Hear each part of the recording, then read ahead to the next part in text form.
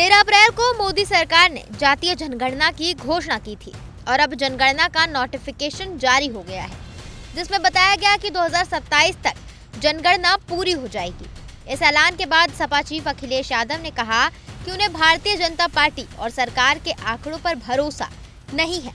वहीं अब यूपी की पूर्व सीएम मायावती ने भी कुछ ऐसी ही मांग कर दी है।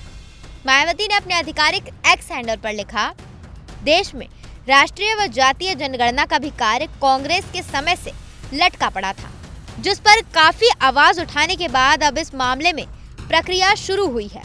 जन कल्याण से सीधे तौर पर जुड़ा जनगणना का ये कार्य देश हित में अब समय से ईमानदारी पूर्वक पूरा होना चाहिए। केंद्र इस पर ध्यान दे। तो मायावती ने केंद्र की मोदी सरकार को जातीय जनगणना कराने से पहले एक तरह से नसीहत दे दी है कि इस काम में कोई लापरवाही नहीं बरती जाएगी। साथ ही साथ उन्होंने अपने पोस्ट के इस मुद्दे को लेकर कांग्रेस पार्टी पर आरोप लगाए।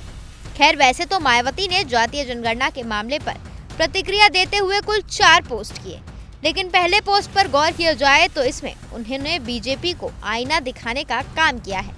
बसपा की राष्ट्रीय अध्यक्ष ने कहा, भाजपा ने केंद्र में अपने 11 वर्षों के कार्यकाल के बारे में जो अपार उपलब्धियां वर्णित की हैं, वे जमीनी हकीकत में लोगों की गरीबी, बेरोजगारी, दुख दर्द आदि दूर करने के अर्थात जन व देश हित में किसी लाभदायक नहीं रही हैं।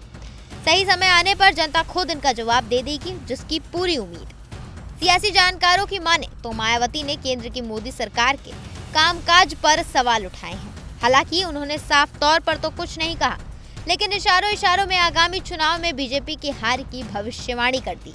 बता दें कि गृह मंत्रालय ने सोमवार को जनगणना अधिनियम 1948 के तहत जनगणना और जातीय जनगणना से संबंधित ऑफिशियल गैजेट नोटिफिकेशन जारी कर दिया है। इस बार जनगणना की प्रक्रिया 2 फेज में पूरी होगी। पहला चरण 1 अक्टूबर 2026 तक पूरा किया जाएगा, जबकि दूसरा और अंतिम चरण 1 मार्च 2027 तक पूरा होगा।